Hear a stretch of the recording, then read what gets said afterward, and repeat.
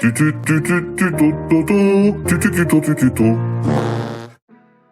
les gars, deuxième partie du tuto. Aujourd'hui, on va faire une jante. Donc une jante touring, mais ça marche pour toutes les formes de jantes.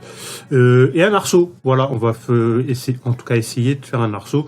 Comme ça, je vous montre deux fonctions en même temps qui peuvent être utiles pour du technique ou pour de l'esthétique. Du coup, un arceau, vous imaginez bien que ça irait parfaitement dans une caisse de drift ou dans un crawler. Putain, j'allais dire un gros 4x4. Donc dans un crawler, qui sont des disciplines que je ne pratique absolument pas. La première, c'est pas du pilotage parce qu'il y a toujours une aide au pilotage. Et la deuxième, c'est trop mou. Hein, voilà. Mais si vous kiffez, c'est cool. Ça reste du modélisme, hein, qu'on soit bien d'accord. Même si on est à la limite. J'ai quand même en projet un jour de faire un châssis crawler en impression 3D. Du coup, je trouve que les châssis en eux-mêmes sont ultra techniques en fait, et je kiffe ça en fait. Voilà. Donc c'est pas parce que j'aime pas la discipline que j'aime pas le concept du bordel. Le drift, c'est un peu moins le cas. J'aime moins le drift parce que c'est des caisses de touring un peu optimisées pour le drift, mais c'est pas je trouve pas qu'il y ait suffisamment de différence entre une caisse de drift et une caisse de touring pour me donner envie de faire une caisse de drift. Voilà, vous savez à peu près tout sur pourquoi je vous fais faire des pièces en 3D pour ces catégories-là. Ça colle bien avec ce que je vais vous montrer. Parce que, qu'on soit bien d'accord, c'est quand même ça à la base. Dans Onshape, vous pouvez créer un projet. Donc là, moi, ce que j'ai créé, tuto CAO, c'est un projet. Châssis V2 rotule, c'est un projet. Châssis tout court, c'est un projet. C'est un projet. Bref, vous avez compris que vous pouvez créer plusieurs projets. Quand vous créez un assemblage, vous pouvez insérer les pièces de base de votre projet, mais vous pouvez aussi insérer autre document. C'est toujours très long, hein, et on va mettre par exemple, voilà, on peut créer.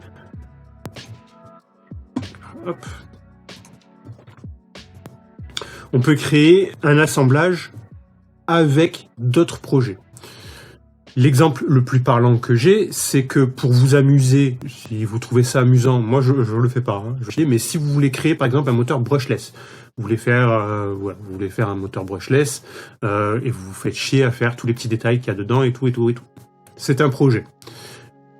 Et vous vous dites, un matin, vous vous levez avec une idée flamboyante et vous vous dites, je vais faire une touring traction à moteur brushless. Quelle idée saugrenue!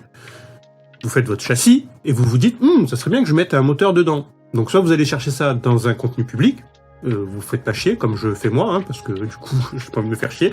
Mais ça peut être votre cas et du coup, vous avez peut-être fait un projet de moteur brushless complet avec tous les petits détails et tous les trucs qui vont bien.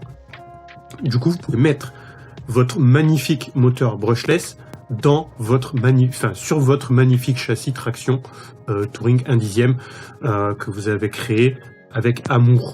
Voilà. Donc ça, c'est une des particularités des logiciels CAO. Encore une fois, je ne parle pas d'Onshape, je vous montre sur Onshape. Tous les logiciels, c'est pareil. Voilà. À part de tomber sur un logiciel de merde, mais tous les logiciels, c'est pareil. Vous avez la possibilité de créer des projets séparés et de les rassembler dans un seul gros projet ou d'utiliser un de ces projets pour que ce soit le projet principal. On va faire une jante pour laquelle on va utiliser la fonction pivoter. La fonction pivoter vous permet, grâce à une esquisse et à un axe, de faire une pièce à 360 degrés ou moins. Pour ce faire, on va utiliser, je ramasse une pièce, on va utiliser une jante de RC que je vais remodéliser grâce à mon magnifique pied à coulisses. Donc, une jante, tout ce qu'il y a de plus jante, voilà, elle est moche, elle est blanche, voilà, elle est même pas percée, cette merde là. Bref, c'est une jante AliExpress dont j'ai payé les 4 1,50 €. Et c'est pour ça que je les ai encore et qu'il n'y a pas de pneus dessus.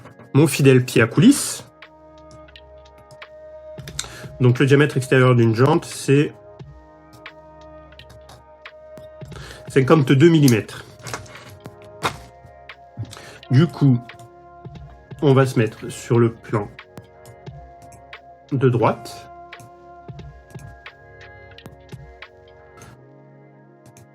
On va mettre l'extérieur de la jante à 52 mm. La largeur de la jante, si je dis pas de bêtises, c'est 26. Ouais. Bon, je reviens pas sur les côtes et patins et couffins. Si vous avez besoin de savoir comment ça fonctionne, ce que je suis en train de vous montrer là, c'est que vous n'avez pas vu la vidéo précédente. Donc il faut les regarder dans l'ordre, hein, c'est obligatoire. Voilà.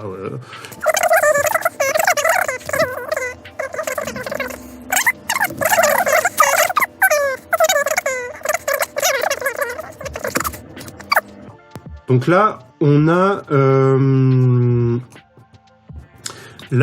en gros la section. On a la section de la jante, l'épaisseur de la jante là. Ok. Là, on a ça pour le moment sur le plan. Maintenant, il faut dessiner le profil de la jante. Ok.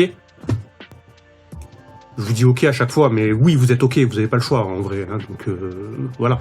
La lèvre extérieure et donc la lèvre intérieure aussi, hein, on est bien d'accord, ça fait 2 mm.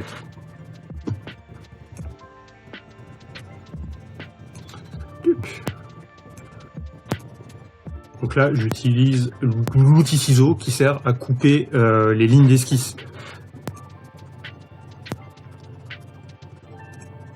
Donc ça, on a dit que ça faisait 2 mm. Là aussi, on a dit que ça faisait 2 mm. Et le diamètre intérieur, ça fait 48. Là, vous avez compris qu'il y a un malaise. Je donne les cotes du diamètre complet, alors que c'est la moitié, puisqu'on va faire une révolution autour de l'axe central. Ce qui me permet de vous montrer autre chose. Tout est calculé. Bon, non, là, c'est vraiment pas calculé, mais je comptais vous le montrer, mais plus tard. En fait, dans les tout ce qui est cotation, tout ce qui est, à chaque fois que vous allez taper une valeur, vous pouvez y mettre le calcul directement de ce que vous voulez faire. Là, par exemple, 48. D'ailleurs, je vais plutôt partir sur la cote de 44 d'abord. 44.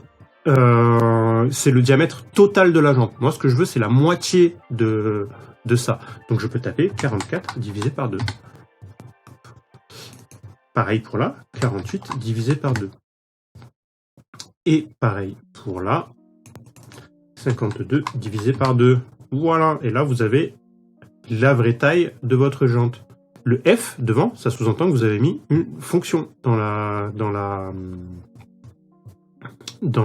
cote. Ça veut dire que quand vous allez la réouvrir, il va vous réouvrir la fonction. Vous ne pouvez pas, avec la souris, typiquement, changer la valeur de la cote, ce qui est le cas sur une cote que vous avez rentrée vous-même directement. Ceci dit, vous pouvez marquer directement 22 dedans. Ça vous enlève le petit f. Le f est là pour vous montrer uniquement que vous avez rentré une fonction dedans. Voilà!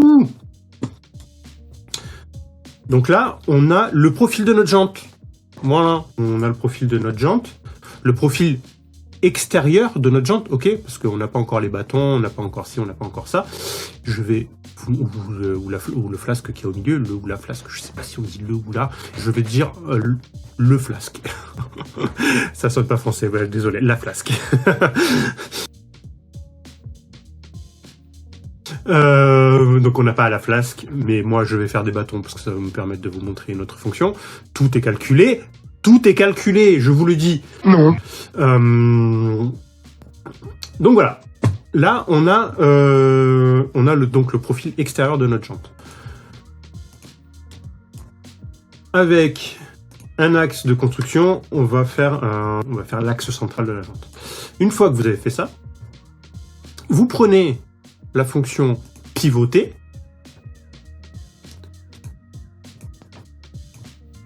solide, nouveau, face et zone d'esquisse à pivoter, c'est donc celle-ci, et l'axe de révolution, c'est lui.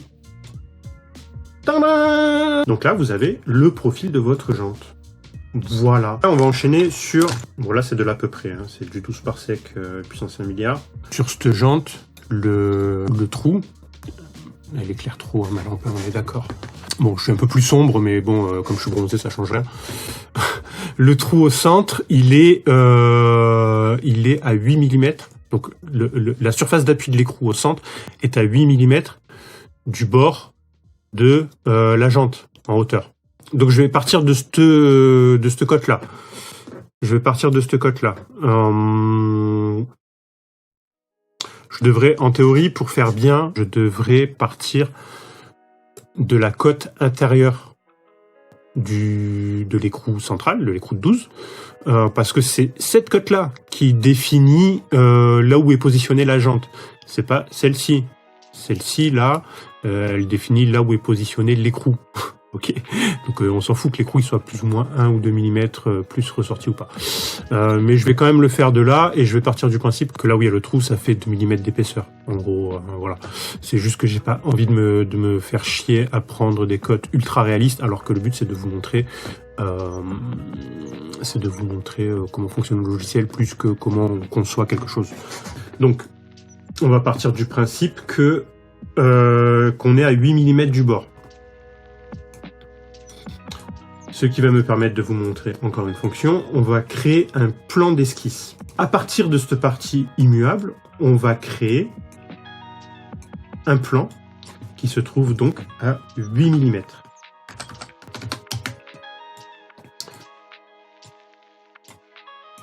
Sur ce plan à 8 mm,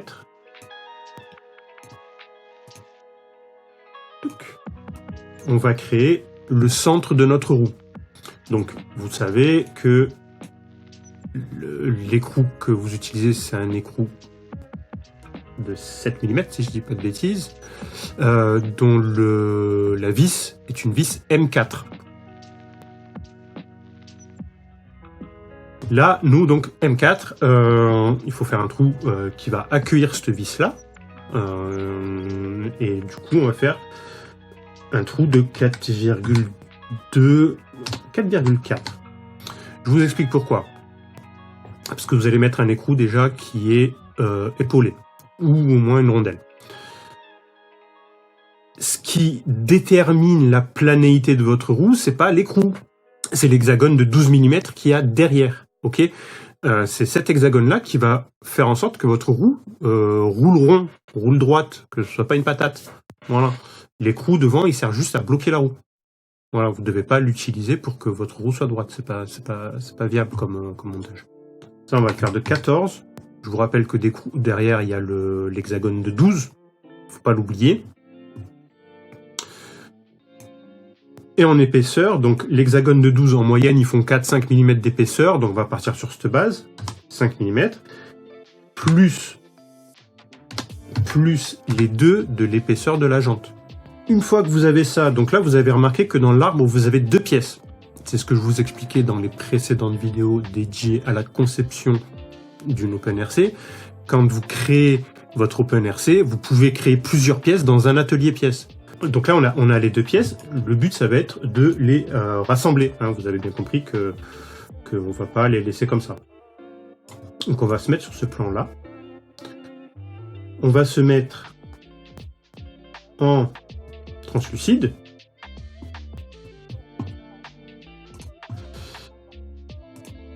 Et on va créer des bâtons. Alors, ne me demandez pas de faire une œuvre d'art, mais elle va être belle quand même, je vous rassure. On va lui demander d'ajouter une pièce. Ok, c'est super important. On va d'ajouter un solide. On va utiliser la fonction seconde position d'arrivée parce que on est au centre de la jante. On est sur la coupe centrale de la jante. Donc il faut faire un bâton qui parte des deux côtés. Parce que vous avez compris, je vais faire une jante à bâton, hein, faut pas déconner. Et si je le fais partir que d'un seul côté, ben, ça va déséquilibrer la jante. Vous avez compris que voilà. Donc là, moi, ce que je veux, c'est qu'il y ait deux côtés.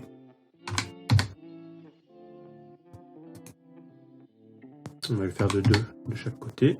Ok. Donc là, vous voyez, la représentation est en rouge. Parce qu'il faut faire fusionner avec tout.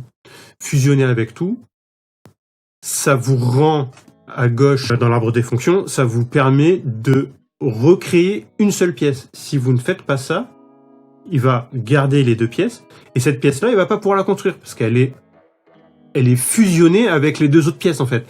Mais c'est pas logique, elle peut pas être fusionnée avec les deux autres pièces, sans être elle-même dans la pièce 1, en fait. Hop. Bon, vous allez me dire, c'est pas un volant qu'on est en train de faire, hein, c'est une roue, nous ce qu'on veut, c'est des bâtons. Donc, nouvelle fonction, en haut, répétition linéaire, vous allez cliquer sur la petite flèche et vous allez faire répétition circulaire. Dans la nouvelle fenêtre qui s'est ouverte, vous allez faire répétition de fonction. La fonction à répéter, eh ben, c'est l'extrusion. Et l'axe de répétition, eh ben, c'est la jante. On va évidemment éviter les jantes à 3 bâtons, à 4 bâtons. Voilà, tout ça, c'est 3 bâtons, c'est trop années 80-90 tuning. 4 bâtons, c'est moche, hein, on dirait une vanne de sous-marin. Donc on va partir sur du 5, du 6, du 7, c'est pas déconnant, du 8 aussi, c'est pas déconnant, mais on va partir sur du 5 ou du 6. On va partir sur du 5, moi j'aime bien 5. Réappliquer les fonctions. Ok. Parfois, quand vous ne faites pas réappliquer les fonctions, là, a priori, il me fait pas chier. Quand vous ne faites pas réappliquer les fonctions, il va vous recréer des pièces. Donc, réappliquer les fonctions, ça vous permet de réappliquer à chaque fois extruder. Et il va considérer que vous allez, en fait, extruder la pièce 4 fois. Vous pouvez évidemment changer l'angle de répétition. Donc, si vous le faites sur 20, ben, vous avez compris que ou sur 100, vous avez compris qu'il va vous le faire en partant de votre pièce. Il va décaler les 5 instances sur 100 degrés. Nous, ce qu'on veut, bah, c'est 360 degrés parce qu'on fait une jante. Et ma foi, on est pas mal, quoi. On est pas mal. On est pas mal. Je vais faire un peu d'esthétique parce que je sais que vous en crevez d'envie. Hop. Hop.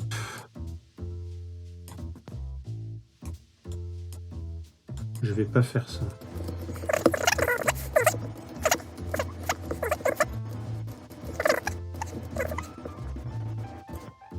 Ok, il veut pas. Il ne veut pas. Et ben on va toutes les faire une après une, hein, une après les autres. C'est long et douloureux, mais tant pis. Donc voilà, c'est aussi une des particularités de la CAO. Donc là, je vais faire un peu du cut et patin et couffin. Enfin, vous allez voir le cut et le patin et couffin parce que je ne vais pas vous donner 10 minutes de réflexion, ça sert à rien. Mais des fois, vous allez tomber sur des os, pas des os. Et vous allez devoir réfléchir à comment gérer une situation. Des fois, le logiciel ne sera pas forcément logique. C'est probablement ce qu'il y a de plus logique en termes de logiciel. C'est les logiciels les plus aboutis, je pense, techniquement, hein, clairement. Mais des fois, ils sont cons, quoi. Voilà, ils sont cons. Donc voilà. Encore une fois, ce sera pareil. Vous allez tomber sur des os qui seront différents d'un logiciel à un autre. Et il va falloir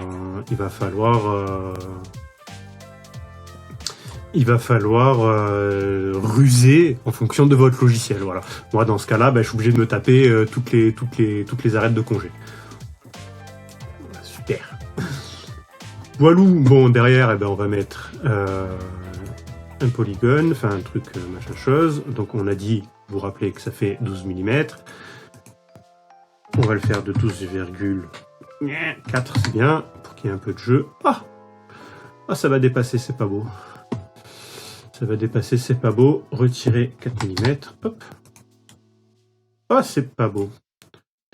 Du coup, qu'est-ce qu'on fait dans ce cas-là? On revient en arrière, tout bêtement. Hop.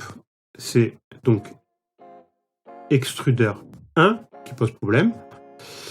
Et c'est principalement l'esquisse numéro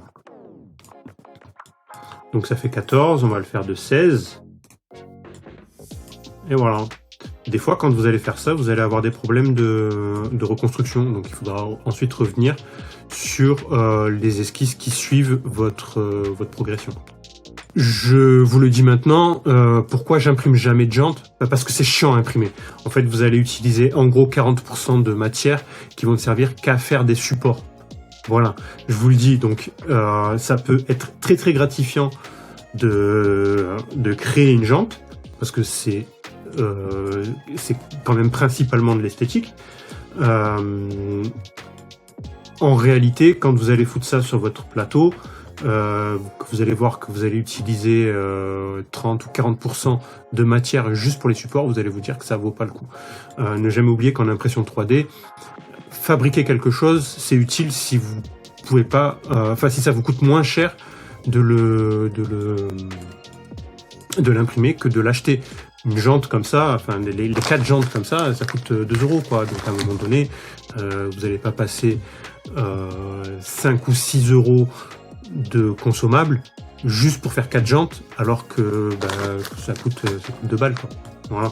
Ça, plus électricité, plus l'entretien de la machine, vous avez compris qu'il y a un moment donné, c'est pas rentable. Maintenant, rien ne vous empêche de le faire. Encore une fois, il y a aussi le plaisir de le faire soi-même.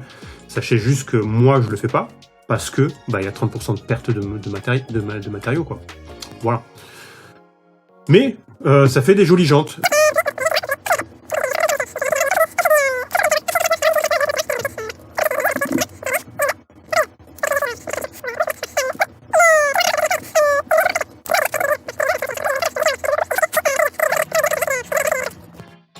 Voilà, donc là on a utilisé pivoter. On va utiliser balayer maintenant. Donc on va faire une nouvelle petite pièce. On va se mettre sur front. Et comme on veut faire un arceau, on va faire un arceau de 6 mm. Ça ne me semble pas déconnant. La largeur de l'arceau, la largeur totale de l'arceau. Ça fait quelle largeur une voiture? Le toit d'une voiture. Une voiture RC. Ça fait 15 cm à peu près. On va dire que ça fait 15 cm. Donc, on va mettre ça et ça tangent. On va se mettre ça à 150 divisé par 2. Ok. Donc là, on a la section de notre arceau. On va dessiner la forme qu'il va avoir.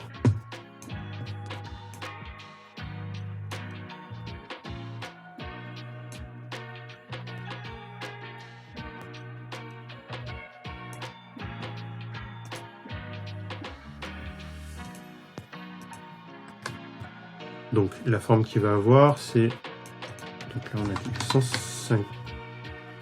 Non, pas 150. 150 moins 6, parce que 150, c'est la largeur totale. 150 moins 6.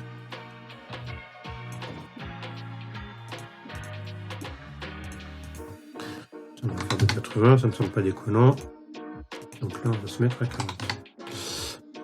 On va utiliser congé d'esquisse. Donc congé d'esquisse, ça vous permet de faire des congés sur les esquisses. Logique ou pas logique? Et donc vous allez cliquer dans les coins et ça va vous faire des petits congés. Hop. Donc si vous en avez plusieurs, vous faites d'abord tous vos congés et ensuite vous pouvez régler ce congé.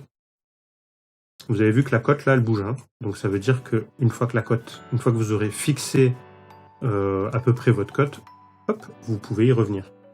On va la faire de 12 parce que j'ai envie de faire de 12. Voilà. Donc là on a deux esquisses différentes. Donc vous avez vu dans l'arbre, vous avez deux esquisses différentes. Ces deux esquisses, elles vont nous permettre de créer grâce à une fonction l'arceau qu'on veut. Donc on va utiliser la fonction balayer. Face et zone d'esquisse à balayer. C'est l'esquisse numéro 1. Chemin de balayage, c'est l'esquisse numéro 2. Donc on a créé une esquisse qui suit un chemin. Ok ? On va continuer à créer cet arceau. On va faire de 50 mm de haut.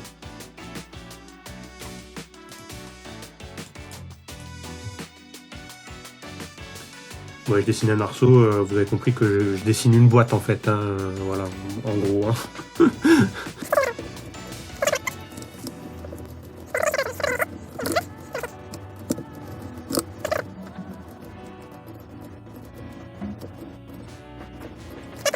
Putain, après avoir galéré pendant 2 heures alors que je faisais exactement ce qu'il me demandait, mais bon, tout va bien. Ensuite, on va créer donc la barre qui va partir, moi je pense de par là.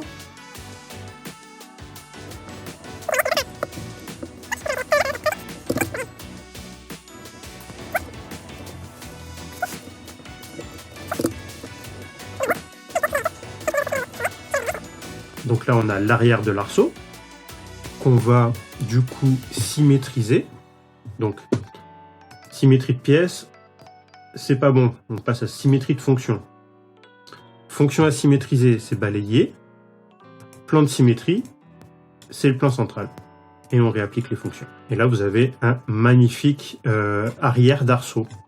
Et pour l'avant, donc je vais utiliser ce plan pour me mettre un point de référence. Ce point de référence, il va me permettre de créer un plan penché pour les arceaux qu'il y a derrière le pare-brise. Ensuite, hop, hop, hop, hop.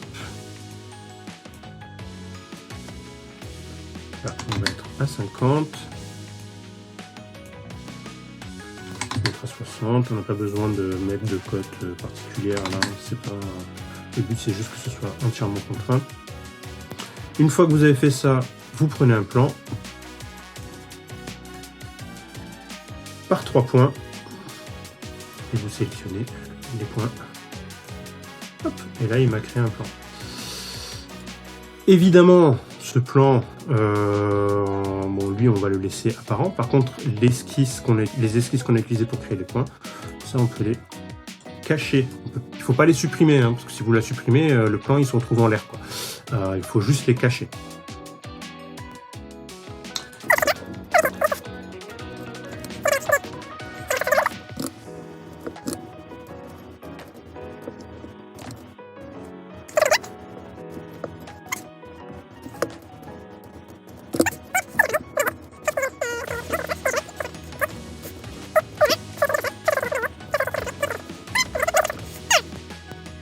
Vous savez ce que je vais vous dire, c'est cool de faire des arceaux, c'est classe. Moi je vous conseille de le faire en plusieurs pièces. Déjà parce que ça vous coûtera moins de matériaux, parce que ça va vous coûter plus de matériaux en support que l'arceau lui-même, en fin de compte. Voilà. Bon, vous avez compris que je l'ai pas ultra optimisé. Normalement il faudrait peut-être mettre une barre là ou une croix pour que s'il se retourne ça s'écrase pas. Voilà. C'est juste pour vous montrer la fonction balayer. Je vous l'ai montré 4 fois, je pense que c'est bon. Je vous ai montré la fonction miroir, je pense que c'est ok. Répétition circulaire, on l'a vu sur la roue. Pivoter, on l'a vu sur la roue. Ça me semble pas déconnant. Donc là, putain, il va y avoir du boulot de montage sur celle-ci parce que du coup, j'ai fait plein d'hésitations. Au plus on utilise des fonctions compliquées, au plus on se retrouve face à des erreurs, ce qui est logique, des erreurs du logiciel. Et du coup, plus ça vous oblige à gamberger comment trouver des solutions. Voilà. En dehors de ça, c'est pas l'horreur absolue. Là, j'en suis à 1 heure d'enregistrement avec bien une demi-heure de bon, bien 20 minutes de gamberge. Donc voilà, vous voyez qu'on n'est pas sur c'est pas ultra compliqué quoi. On n'est pas non plus c'est pas horrible quoi. Voilà. Bon, bah, je crois que on est pas mal. Des gros bisous. Je vous montre la prochaine fois les 2 autres fonctions que j'estime être importantes. Et voilà. Gros bisous.